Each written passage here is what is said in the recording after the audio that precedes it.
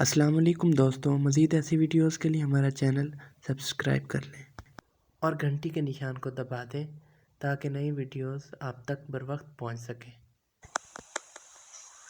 حافظ ابن کثیر اور حافظ ابن عساکر رضی اللہ تعالیٰ عنہ حضرت عبداللہ بن حذیفہ رضی اللہ تعالیٰ عنہ کا واقعہ بیان کرتے ہیں کہ آپ کو رومی کافروں نے قید کر لیا اور اپنے بادشاہ کے پاس پہنچا دیا۔ بادشاہ نے آپ سے کہا کہ تم نصرانی بن جاؤ، میں تمہیں اپنے راج پات میں شریک کر لیتا ہوں اور اپنی شہزادی کو تمہارے نکاح میں دیتا ہوں۔ عبداللہ بن حذیفہ رضی اللہ تعالیٰ عنہ نے جواب دیا کہ یہ تو کیا، اگر اپنی بادشاہت بھی مجھے دے دو اور تمام عرب کا راج بھی مجھے سونپ دو اور یہ چاہو کہ ایک آنکھ چھپکنے کے برابر بھی میں دین محمد صلی اللہ علیہ وآلہ وسلم سے پھر جاؤں تو یہ بھی ناممکن ہے۔ بادشاہ نے کہا پھر تجھے قتل کر دوں گا۔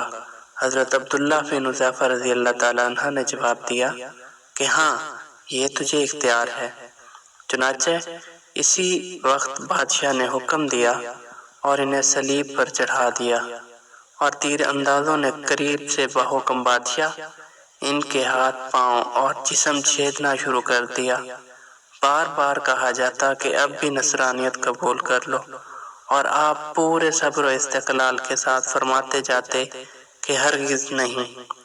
آخر بادشاہ نے حکم دیا کہ اسے سولی سے اتار لو اور پیتل کی بنی ہوئی دیگ خوب تک پاک کر آگ بنا کر لاؤ۔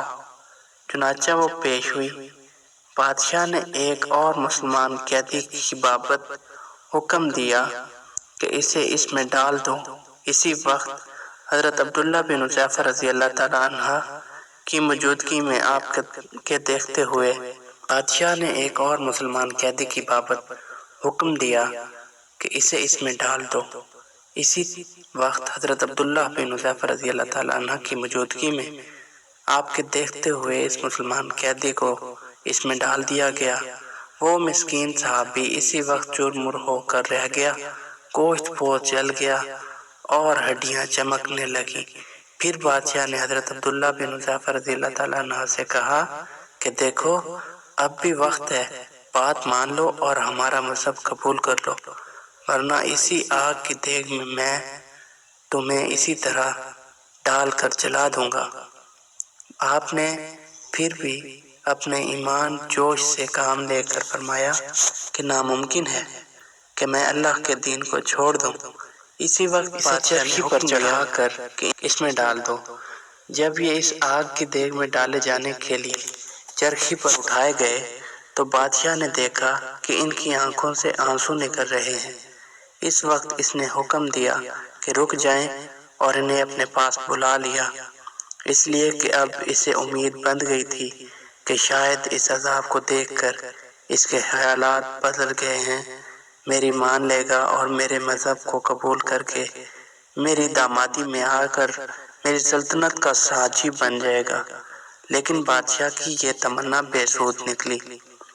حضرت عبداللہ نے فرمایا میں صرف اس وجہ سے رویا تھا کہ آج ایک ہی جان ہے جسے اللہ کی راہ میں اس عذاب کے ساتھ قربان کر رہا ہوں۔ میں ایک ایک جان ہوتی تو آج سب کی سب میں اللہ کی راہ میں ایک ایک کر کے فدا کر دیتا۔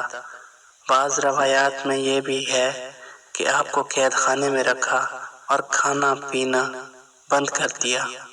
کئی دن کے بعد شراب اور خنزیر کا گوشت بھیجا، لیکن آپ نے اس بھوک پر بھی اس کی طرف توجہ تک نہ فرمائی۔ بادشاہ نے آپ کو بلوایا اور اسے نہ کھانے کا سبب دریافت کیا تو آپ نے جواب دیا کہ اس حالت میں میرے لیے جائز تو ہوگا، لیکن میں تجھ جیسے دشمن کو اپنے بارے میں خوش ہونے کا یہ موقع بھی نہیں دینا چاہتا۔ اب بادشاہ نے کہا کہ اچھا تم میرے سر کا بوسہ لے لو تو میں تمہیں اور تمہارے ساتھ کے تمام قیدیوں کو رہا کر دیتا ہوں۔ آپ نے اسے قبول فرما لیا اور اس کے سر کا بوسہ لے لیا اور بادشاہ نے اپنا وعدہ پورا کیا، آپ کو اور آپ کے تمام ساتھیوں کو چھوڑ دیا۔ جب حضرت عبداللہ بن حذیفہ رضی اللہ تعالیٰ عنہ یہاں سے آزاد ہو کر حضرت عمر فاروق رضی اللہ تعالیٰ عنہ کے پاس پہنچے تو آپ نے انہیں بڑے ادب کے ساتھ ممبر رسول صلی اللہ علیہ وآلہ وسلم پر بٹھایا اور فرمایا کہ عبداللہ اپنا واقعہ ہم کو سناؤ۔ چنانچہ جب آپ نے شروع کیا تو خلیفہ المسلمین رضی اللہ تعالیٰ عنہ کی آنکھوں سے آنسو بہنے لگے، تو آپ نے فرمایا کہ ہر مسلمان پر حق ہے کہ عبداللہ بن حذیفہ رضی اللہ تعالیٰ عنہ کی پیشانی چومے، اور میں ابتدا کرتا ہوں۔ یہ فرما کر پہلے آپ نے ان کے سر کا بوسہ لیا اور پھر جمیع المسلمانوں نے۔ ابن کثیر جلد نمبر 3۔